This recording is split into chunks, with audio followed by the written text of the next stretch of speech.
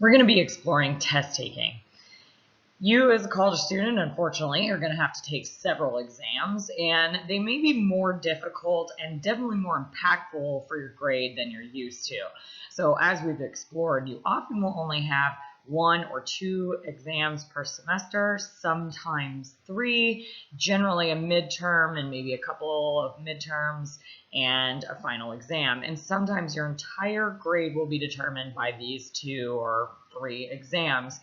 You may also have quizzes like you do in this class, and all of these test-taking techniques should help you with these very important examination of your abilities in these college courses. So first we're going to start with a self-assessment. So if you can just grab a piece of paper and jot down some of these things if they are true for you. So essentially you're going to put a check mark down for all of these items that are true for you, or you can jot down the actual phrase. I always begin studying for exam at least a week in advance. I usually find that my class notes are very helpful when I'm preparing for an exam. I usually study for an exam with at least one other person. I usually know what to expect on a test before I go into an exam. I study for tests by predicting possible questions and seeing if I'm prepared to answer them. So hopefully you said yes to several of these, but a lot of people don't. But these are in the assessment is included good tips for you preparing for a test. Some more. I predict essay questions and develop outlines of the answers. I'm careful to maintain good eating, sleeping, and exercise habits before exams. If I finish an exam early or on time, I recheck my paper. I usually know that I've done well on an exam when I finish. I seldom feel overly nervous when studying for or taking exams. So hopefully these are mostly true for you, but again, if they are not, we are going to talk about ways to help you go into an exam in a more confident and prepared way, and these are excellent tips for you to do so. When preparing for an exam, you need to start at the beginning of the semester. That seems a little excessive, but the whole preparation for an exam is the learning process. It is all the lectures that you're going to attend. It's the notes that you take.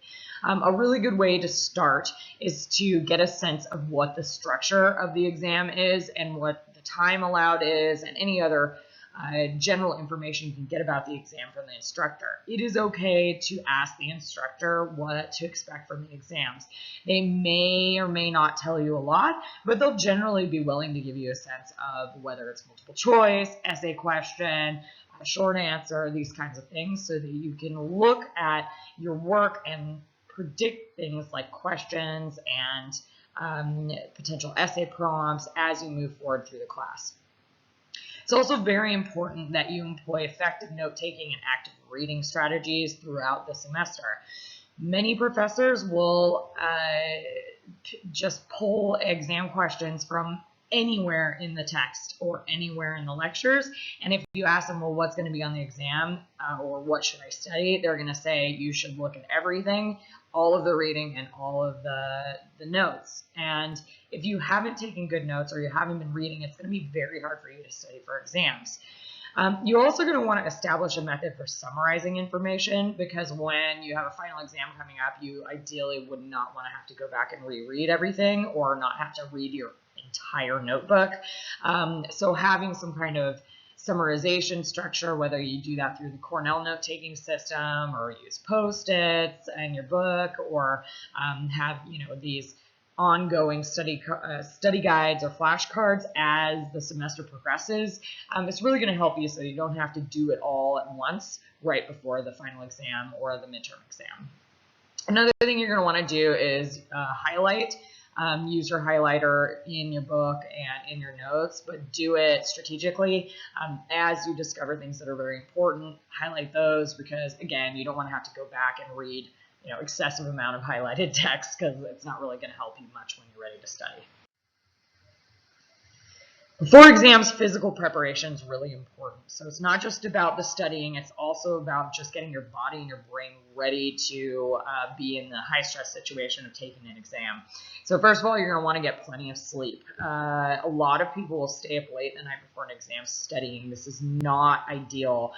You actually need to get 8 hours of sleep, or 7 to 8 hours, to have full mental functioning. And if you stay up late to cram, it actually can get in the way of your ability to think, which is an important thing to do on an exam. Also, good idea to get exercise. Aerobic activity, things like running, swimming, biking, these can reduce stress, and stress can get in the way of your ability to focus on an exam, and also allows you to be more relaxed, positive, and provide some study breaks if you need them. And this is because exercise emits lots of good, happy, and calm hormones, things like dopamine, and it reduces stress hormones like cortisol. So these are things that can get in the way of our ability to process higher level information, which is what you need when you're taking an exam. Finally, it's important for you to eat well. Make sure you eat breakfast on the day of the exam, or lunch, or dinner, depending on what time your class is. And you need to eat something healthy, and something won't bother your digestive system. It can be a little distracting if you have a stomach ache or if you're overly full. And there are certain types of foods that actually make us feel drowsy and not have as good a mental functioning. So ideally, some fresh fruits and vegetables, some good protein, and some good carbohydrates like whole grains would be a really good thing to have before your exam. Emotional preparation is also important. And there's a variety of things that go into this, but not feeling that you're going to do well can actually make it so you don't do well. So the first thing you're going to want to do, of course, is study well, because if you know the material and you put an effort to study, then that's going to make your confidence level much higher and make you do better on the exam. Also, a lot of people get nervous before exams, and we're going to talk about test anxiety, which is a more heavy-duty version of nervousness. But even just your general nerves before a test can impact your ability to focus. So try and do some relaxation techniques. So as I said, exercise is a good way to relax, but there are other ways to do this. You can sit in a quiet area before you enter the classroom and take some deep breaths. You can do some stretching, like yoga is all about relaxation, and all it is stretching. There's some other breathing techniques that we mention later, and we're going to talk a little bit about meditation when we talk about wellness. So these can be very good things for you to relax before a test. Positive self-talk is also a helpful thing to do. This is basically having conversations with yourself. The way you talk to yourself is a positive. Instead of saying, oh, you're going to do so badly, you say, you're going to do great. You prepared. You're ready for this. You're smart. And I know it sounds a little bit touchy-feely, but it is actually very important that you speak to yourself kindly. It can make a big difference. And believing that you can do well is a self-fulfilling prophecy. So unless you haven't studied at all, obviously that's going to make a big impact on your ability to do well. But if you're saying, oh, I don't know if I'm going to do well, or I don't think I will, it'll make it so you're more stressed about the exam. You get more nervous, you doubt yourself more, and then you can actually do more poorly than if you were talking to yourself in a more positive way. So how to plan in terms of studying. First, as I mentioned, find out about the test. If you didn't do it at the beginning of the semester, do it when it's getting closer to the exam. Make sure you ask many questions about what it's going to be like. Ask if there are going to be review sessions. Ask what would you recommend in terms of how to study. And again, some professors will give you more information than others, but it's good to ask the questions and get as much information as you possibly can. Then you're going to want to make sure you're scheduling out study time. So ideally, since the beginning of the semester, you've been thinking about how your note-taking and your reading and your summarizing is going to prepare you for an exam. But once the exam date is arriving, you will have a more intensive period of studying, and this will be ideally at least 5 days out from the exam. So it's a good idea to leave good chunks of time in each of these 5 days and divide it into different areas of studying. You can either divide it by content, so you might, go by the topics that were covered in the class, or you can do it by the type of item that you're studying. So like day 1 could be, I'm going to look at my textbook notes. Day 2, I'm going to look at my lecture notes. Day 3, I'll review vocabulary. Day 4, outside reading, things like articles or handouts. And day 5, problem areas. So things that you just could not get into your brain, you kind of go back and review those. And it's much better to do something like this 5-day plan, than to cram for the test. So cramming is just really not an effective way of studying. You can get the information in, but you usually have to stay up late to do it. It's not going to go into your long-term memory. And so, you're really relying on your short-term memory and being able to regurgitate that information quickly, which doesn't always work because you're in a high-pressure situation. So, and the really bad thing about it is that now you haven't really learned the information. It's going to leave your brain the minute you're done with the test, which is not, the point of college. So really plan ahead and spend some time in preparation for the exam. Another thing you may want to consider doing is getting in a study group. Do make sure that this is okay with your professor, that you guys study together. There are some professors that prefer that you don't. So asking that question, is it okay if we form study groups, is a good idea. Most of the time you're going to get a yes on that. So it's good to get people together because they might have, notes that may have emphasized some things that you missed, or they may have a different take on things, or it just may be good for you to have that back and forth conversation. It's good to quiz each other and do little lessons for each other, because one of the best ways of learning and remembering things is to teach it. So if you spend time saying, okay, I'm going to give a lesson on note-taking and you're going to give a lesson on wellness, you can actually really remember that stuff, and you get the opportunity to hear the lesson again from somebody else on the topic that they focus on. So great way of learning.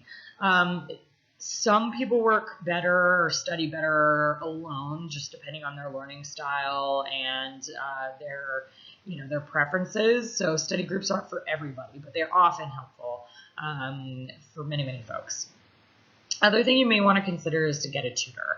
So if you are struggling with a particular subject area and studying on your own, or your peers in a study group are just not going to cut it, they have tutors at the Learning Resource Center that are available for you to help you prepare for the exams, and they're experts in that subject area. So they should be able to give you some good knowledge and skills and tips to get prepared for the exam in whatever subject area you're needing some help with.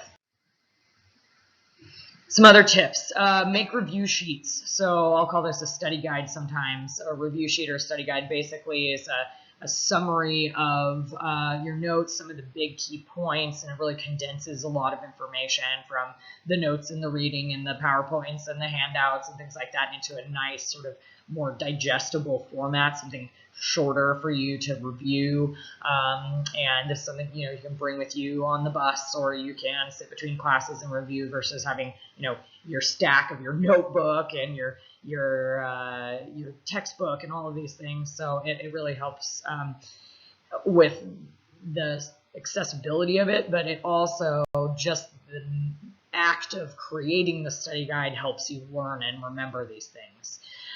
If you have a class that has a lot of key terms or vocabulary, it's a good idea to also have a key terms list integrated into this review sheet or study guide. Flashcards work for some people, so getting some 3x5 cards, especially if you have a lot of vocabulary words, or you're taking a class like art history where you have to memorize the artist and the year and the name of the painting. Flashcards are some of the best ways of dealing with these kinds of things, or learning other languages. You might have like the translation of a word on the back. And so this can be very helpful for a lot of people because it's this quick motion versus having to read through something like you would with a study guide. And finally, writing summaries of class topics. And this is particularly helpful if you know that there's going to be some essay portions to the exam, because then you're forced to write about the information in a paragraph or essay type format. And writing these summaries, actually, again, the act of writing it will get it to stick in your brain. And you want to try and close your notes and then write everything you remember, because it allows you to practice that memorization. So all of you took a test anxiety questionnaire, so you have a sense of where you are in terms of your test anxiety. So we're going to talk a little bit about, test anxiety and some ways to overcome it. And I want you to reflect a little bit on some of the sources of test anxiety. If you have test anxiety, where does it come from? If you don't, where do you think it might come from? And if you think about it, it is a bit of a cycle, right? You may have not done well in the past, and then you have anxiety about the next test, and then you think you can't do well, and then you end up not doing well, and then it reinforces itself. So it's hard to get out of it sometimes, especially if there's some outside pressures making it so you have test anxiety. So you reflected on some areas that you think might be sources of test anxiety, but here are some that I have to present to you. Pressure to succeed often will instigate, if not just basic nervousness, it will get to the level of test anxiety. So if you feel very high levels of pressure to do well, it can be a bit detrimental. It's always good to want to succeed, but you might be putting undue pressure on yourself, thinking, if I don't pass this class, it's going to be the end of the world. I'm never going to get out of college, which is not really true. There are other ways around this. And if you're thinking in this catastrophic way, it can make you very emotional about the exam. Sometimes outside expectations from parents or other loved ones can put pressure on you because you want to perform for them. It's not about you. It's not about intrinsic motivation, wanting to do well, to show that you've learned something. It's about pleasing somebody else. So, you're getting pressure from them, and then you put that pressure on yourself, and it can manifest as test anxiety. A lack of preparation. If you didn't study, this can actually be a trigger for test anxiety because you're not ready. And so this is why the study plan and really being ready is so important, not only for you to do well, but for you to avoid the very uncomfortable feeling that comes from test anxiety. So there are a few different areas that I want to touch on for test anxiety. There is specific test anxiety and generalized test anxiety. So sometimes people have a very high level reaction to just one exam. So you might think about like the SATs or the ACTs, which are these standardized tests that are part of the determinant of whether or not you're going to get into college. So somebody might have high levels of test anxiety just for the SAT, and other tests aren't as stressful for them. Some folks, no matter what test it is, if it's a quiz that's not worth that much, or a big huge exam, or their SATs, or the LSAT, which is a law exam for law school, they're going to have anxiety no matter what. And it's just this sort of act of taking a test that's very anxiety provoking for them. And it's important to remember that one test will not make or break you. It's this idea of this catastrophic thinking. If I don't pass this, my life is going to go down the drain. And that's not true. There are other ways. Like if I use the SAT as an example, you can retake the SAT. If we use my midterm as an example, there are a lot of other assignments, and you're not going to fail the class entirely if you don't do well in the midterm. There's a lot of other ways of making up your grade.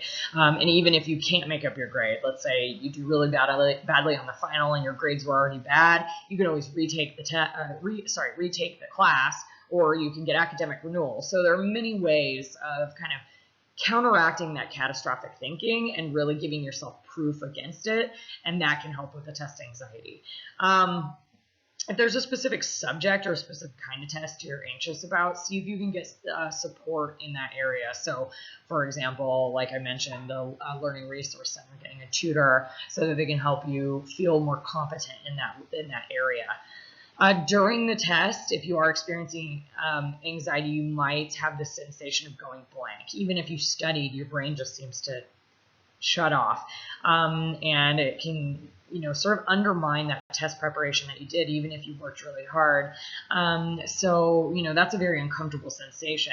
So if you become physically ill before an exam, or have, any kind of physical symptoms, you may want to talk to a physician or a campus health services or a counselor, because you may be having very severe test anxiety. And that is something that may need to be explored in a deeper way than just doing relaxation techniques or, being really well prepared, because there might be something deeper contributing to that. So how to combat it? First of all, study. I know it's so simple, but if you've studied very hard, you're going to know, okay, I have this preparation. It's going to help you with your confidence before the exam. Make sure you eat right and get lots of sleep. Anxiety is, not just in your brain, it's also in your body, and there's a brain-body connection. So, certain foods can actually help calm you. Eating well is helps your system work well, so you may not have as many anxiety symptoms. Sleep is very important for reducing anxiety of all types, so making sure you get enough sleep is very good. You can also do some deep breathing exercises. So one that I like to teach is to do what's called 4-7-8 breathing, and this is for people who may not be as able to really manage their breathing without some kind of counting. People who meditate or do yoga might not need this, but if you don't, you're not used to really controlling your breathing, 4-7-8 can be helpful. So what you do is you breathe in for 4, and I'm gonna have you do it with me. Breathe in for 4, hold for 7, and then breathe out for 8.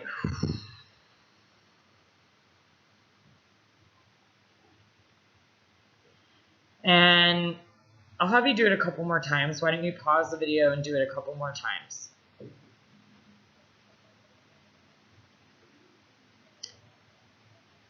Okay, welcome back. I hope that you notice a little bit of difference in the way your body felt, or maybe your brain reacted after doing this breathing. This kind of deep breathing can really manage your parasympathetic nervous system and get it to calm down and allow you to really kind of get into a different frame of mind. Stretching, as I mentioned earlier, can also be very helpful. So even just simple, basic yoga moves, it's best if the stretching routine you do is sort of a flow, rather than, what you do before a run where you're just like grabbing your ankles and pulling on them or whatever. So if you need some guidance on that, this video doesn't really allow me to show you some yoga moves, but you can look on YouTube for, calming yoga and just kind of integrate some of those moves into your preparation for your exam.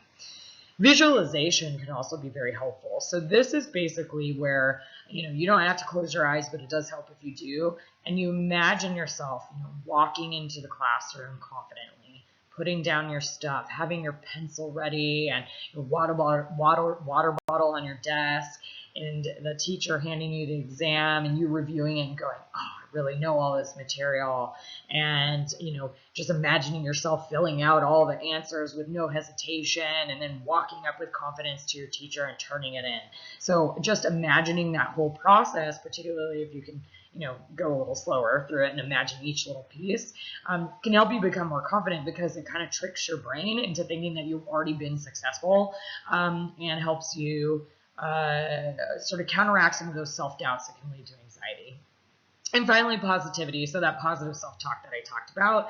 A thing we'll talk about later is self-compassion, but self-compassion is another thing you can do before your exam, is to say nice things to yourself, basically. And it really helps if you put your hands on your heart as sort of this compassionate touch. You hug other people, but we tend to not, nicely touch or hug ourselves. So you kind of put your hands here, and it's very calming. And you can say, this is very hard for you right now. I'm so sorry you're going through this. I know how hard these tests are. And you're sort of acknowledging this feeling. And then just by acknowledging it, it can reduce the emotions that come with it. And then you can say nice things to yourself like, may you be calm. May you be peaceful. May you be kind to yourself. And if you say things like that, it teaches yourself, right, that you're worthy of compassion, you're worthy of non-judgment, and judgment often is what you're worried about when you're worried about taking an exam. So it's basically just being kind to yourself, and also being positive and acknowledging the feelings that you're having. So we're going to switch gears a little bit here, and we're going to focus on types of tests and some tips related to each type of test. Some of these might seem very straightforward or very familiar from when you were taking a standardized test in high school, and some of it might be new for you, but just bear with me with the things that you've already heard, because not everybody has. So there are lots of different types of tests, and one that's you're probably familiar with from math class is problem-solving tests. This is where they're going to give you a problem, a math problem, or a statistics problem, or sometimes in the sciences, and they'll ask you to solve it. And what's really important here is that you show all your work, and this will help you avoid mistakes that happen in the process of solving the problem. But the other thing that it does is some professors will give you partial credit if they see that you got pretty much everything right, but you just maybe misadded something, but you know how to approach the formula or the procedure for a science exam.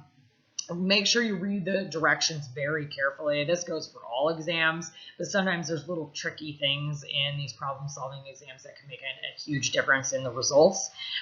So read it a couple of times, and you might underline things in the question to help you make sure you're answering correctly. Make sure you double check your work, because showing your work without double checking it won't help you really, because you need to look at it to see those careless mistakes. So make sure you review it again. Machine scored tests. So you are all probably used to doing these when you take things like the California exit exam or for high school exit exam, and STAR tests, and potentially the SATs if you've taken them. And so this is where you're going to bubble something in next to an answer. So you usually have the test booklet and then a Scantron or something similar. Make sure you fill out your personal information carefully on the answer sheet. I have had students, in my past, I haven't taught with a Scantron, but, people around me turn it in without a name on it, and there's really no way of connecting it back to you. So it's very unfortunate, especially, if it's a large class. Make sure you fill in each answer fully, make sure there are no stray marks, and make sure the bubble's filled in completely. And double check that the answer on the answer sheet and the answer on the test booklet correspond. Because if you just get one off, it can mess up about half your test. So just making sure that you have that appropriately matched is going to be important. And erase stray marks, as I said. If there's a stray mark there, it actually can mess up the scoring machine and make it so it marks you wrong even if you actually got it right. Other types of tests. Computerized tests. So sometimes you'll actually sit down at a computer to complete an exam, like in this class. So you're going to want to make sure that you're comfortable with the computer format, that you understand how to do it, what to click, how to fill things in. If you are having some doubts or some worries about how it's going to be with taking a computer-based exam, talk to the professor about it. Ask them to clarify how to use the software or give you some guidance on that. And if there's some available, take practice tests, because that will allow you to really get used to it and comfortable with it. Laboratory tests. So these are in science classes, and this is mostly based on what you've already done in the laboratory. So you want to make sure that you always attend lab, because that's what's going to prepare you for these exams.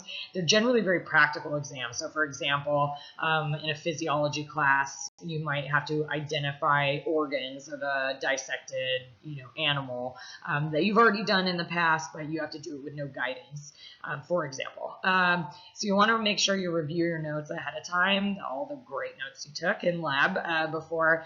And you may want to practice drawing diagrams, because sometimes that's going to be part of it, like that example I gave you, so that you can do it in the moment. Open note and open book. Open note and open book exams are actually harder for than closed book and closed note tests, because you have access to all of this material and the professor is expecting more from you. So they expect more complex answers or more precise answers than they would if it was a closed book, closed note. So it is important that you study and organize your notes. A lot of people make the mistake of going, it's open note, open book, I don't have to study, but you have an entire textbook that you're tested on and a lot of notes, and you only have a certain amount of time to complete the exam. So it's very difficult to find that information in that moment, especially when there's the pressure of you being in an exam on you. So do take the time to create a study guide, or take the time to create flashcards, so that it's very easy for you when you're in the exam to get the information that you need. It's also a good idea to put in Post-its or maybe little bookmarks in your book and highlight in your book so it's easy to find things in the book. It's helpful to make sure you have class handouts printed out, or if the class has PowerPoints available to you, you may want to have those printed out as well and highlighted. Take-home tests. So these are usually harder than in-class tests, including open note, open book. These often will be a paper or more of a project-based thing where they're expecting you to really actually use the knowledge you've gained and analyze things versus just regurgitating knowledge like doing short answer and multiple choice. So it often will take more thinking than the standard exams. Make sure you give yourself enough time. If it's timed, if it's not timed, if they give it to you and it's due in a week, make sure you break that project up into smaller pieces like we learned about with time management. Your professor will usually expect more from your answers than they would from an in-classroom test. So they're expecting a high level of analytical approach, or they're expecting very good full sentences, whereas on a in-classroom test they may let a little bit more slide. They'll probably also watch you for grammar and spelling if it's a writing related exam. Do check with the professor to see if collaboration is allowed. You do not want to get in trouble for working with somebody else on a take-home exam, because you're likely to get a 0. Different question types within exams. Sometimes we'll be asked to do an essay question. Essay questions can be a little intimidating if you're taking an exam that is timed. You want to make sure that you budget for it. So when you're looking over the exam, when you first sit down with it, you want to make sure, okay, well, I'm going to work on this essay first and then stop at the 30-minute mark, or make sure once there's 30 minutes left, I have to put away the rest of the exam and focus on the essay. Whatever works. It depends on how long the essay is supposed to be, or how complicated the prompt is, how much time you would give it. But do plan ahead right at the beginning when you get the exam. Read the question very carefully. Prompts will often give you clues within it to help you determine how you're going to approach it. So, task words like compare, analyze, contrast, criticize, define, describe, discuss, and evaluate will give you a sense of how you're going to approach the essay. So for example, if it says compare, you need to pick out 2 things that you're going to do side by side in the exam. You're going to be comparing them the whole time. You want to make sure you're not just talking about one thing the whole time. Or criticize. They're asking you to really look at a piece of text and look for issues with that text and support those issues. So these keywords are going to be really important in how you're going to approach that essay. And if you don't do it correctly, you're going to get dinged quite a lot because you didn't follow the prompt. Make sure that you do an outline first. It really helps. Even though you have a short period of time, having the outline will make it so you don't just start rambling, and you make sure that you're touching on all the points that are important to be able to get the highest score on that particular question. The other thing that can be helpful with the outline is if you don't end up finishing, sometimes your professor will look at the outline and see where you're going with it and give you a little bit of credit for that. Make your answers clear, concise, and organized. It's very hard for a professor to give you a good score if they can't follow your essay. So making sure that you have the very clear thesis statement and supporting points and transition sentences, all of those things are still important even if you're on a timed exam. Multiple choice questions is probably what a lot of you are very used to on exams. They obviously give you multiple things to choose from in terms of an answer. So the answer's in there, you just got to figure out which one it is. So the first thing that I would suggest you do is, cover up the multiple choices and then try and answer the question without looking at the answers and see if you can generate one. Then look for the answer in the multiple choices for, A through D or whatever it is, and try and choose the one that's the closest in answer that you came up with on your own. Then ideally or generally that'll be probably the right answer. If you don't know it all, try and pick an answer, or if you don't know the answer to a question right away, narrow down your options. So you'll, cross out the ones that are definitely not correct, and then at least it's reducing the chances that you get it wrong. You might have a 50-50 chance when you guess, because often there are ones that are just very clearly not correct. Skip the question if you're just totally clueless and then come back to it later. Sometimes other questions will give you a clue as to the answer to that question. Sometimes they're related, so that can be helpful. Fill in the blank questions. These can be hard because you actually have to know the answer. There's no choice, right, as with multiple choice questions. Try and come up with a few possible answers, just brainstorm one, and then pick the one that you feel that fits the best. If it's not perfect, sometimes the professor, again, will give you partial credit. True and false. The biggest thing with true and false where people make a mistake is that they say something that's true if, some of the answer is true. If the answer is true, every single detail in that question must be true. So the whole thing has to be true. So make sure that when you look at these questions, you go, okay, is this part true? Is this part true? And is this part true? And if they're all true, the answer is true. But if one part is false, you have to mark false. Definite terms, things like always, never, or only are often false, and this is because a lot of things are not absolutes, and these are these absolute terms. So try and keep an eye out for those. Don't second guess yourself. If you see lots of falses or lots of trues, it doesn't necessarily mean that there has to be a true coming up. If you see a lot of falses, just try and answer each question individually based on what you know about the topic. Matching questions. So this is where you'll have terms and definitions, or you basically have a bank of information you have to connect to another bank of information. Review them all first. Read it all. Don't just start matching right away, because you will often be able to eliminate things or connect things that might sound right, but if you read all of them, you're like, oh no, that one's better. Match the ones you're the most sure of, and then that'll help you with the process of elimination for the rest. Preparing for the exam, what is the process like? So before the test, it's a great idea to get to class a little bit early.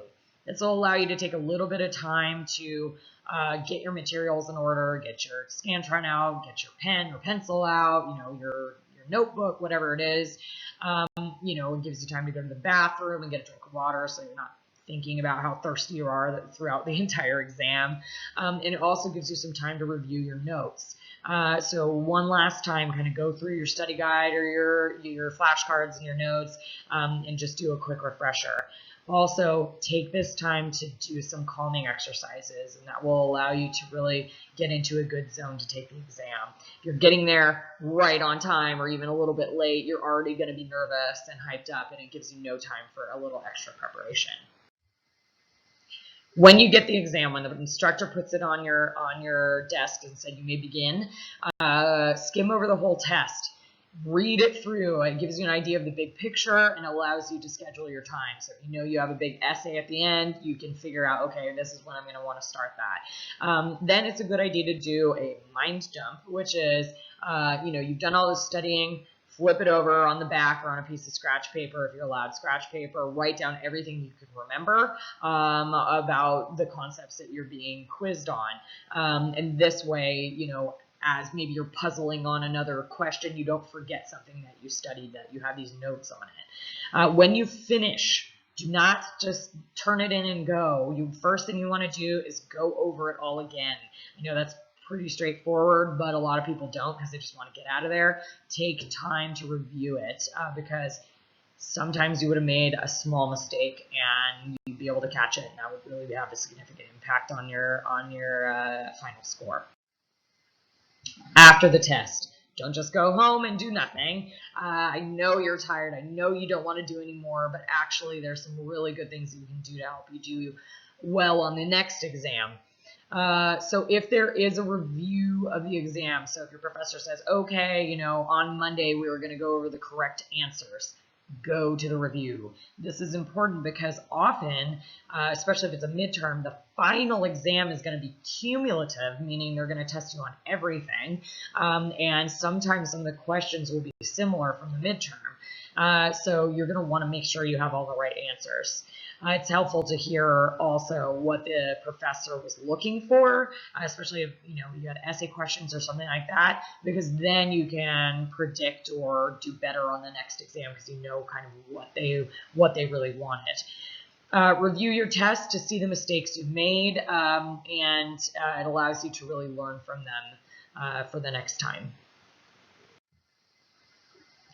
A quick note on academic honesty. It's very important that you are honest in the academic environment, and this is not only just for your own integrity, but there are consequences for people who cheat, and they're quite severe in many cases. So it can be anything from you get a 0 on this exam to you are dismissed from the university or the college. So there's various kinds of misconduct. There's cheating, which is intentionally using unauthorized material. So like, a note card when you're not allowed to have a note card, or study aids, or, looking over at your neighbor. And then there's plagiarism. And this doesn't often come up on exams, but I want to mention it here. And this is taking another person's ideas and claiming them as your own. So you're not citing somebody else's work, or you're pretending that it is your work, or you might go get a pre-done essay. That is plagiarism. So if in doubt, cite it. Like, there are certain things that are just considered public domain that you don't technically have to cite, but most students aren't very aware of what is and what isn't public domain. So if you don't know, cite it. Put the name of the author and the year. Just make it very clear that it is not your knowledge. You are using it in a different context. You're borrowing from someone else. Make sure you know the rules. So when I got to UC Berkeley, I was very surprised to hear that collaboration not authorized by the professor could be considered cheating. So working with another student, if they didn't want you to work with another student, would actually put you in the line of fire for getting in trouble for cheating. So make sure you ask questions about that. And you may have peers that say, hey, can I see your homework? I just want to check it against mine. Well, be very careful with that kind of thing, because both you and that person who is borrowing your homework can both get in trouble. So make sure you set clear boundaries with people. Say, I'm concerned about that because I know that the rules around cheating are pretty clear on this, so I prefer not to. And if you need help, if somebody's pressuring you or something like that, come tell a professor or a counselor or somebody that you trust at the college. Well, I hope this has been helpful for you in terms of your ability to take exams in college. They are high stakes. It can be nerve-wracking, but there are a lot of ways you can prepare and make sure that you are doing well. And even if you don't do well, remember, it's not the end of the world. You always be able to make it up in some way, whether it's other assignments or retaking the exam, or maybe in worst case scenario, retaking the class.